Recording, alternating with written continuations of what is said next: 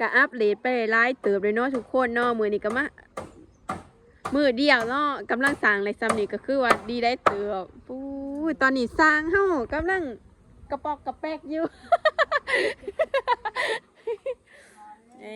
เป็นดูเป็นล่างเลยเด้เนาะไก่สิเป็นเฮือนเป็นซ่านแหละ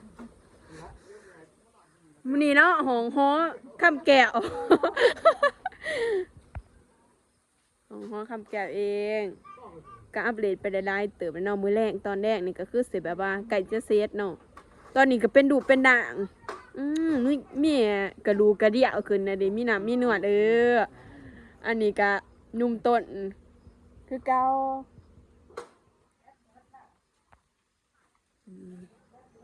สร้าง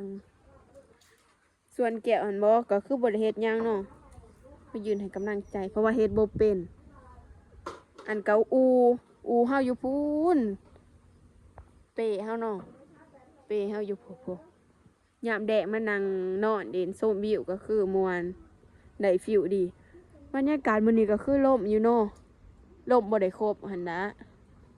ได้แต่ลมแม่นบ่อีตาลมันบ่ตาลลมบ่ได้ครบหั่นแม่นบ่หางกระแรกอยู่คำแก้วเองนี่ล่ะ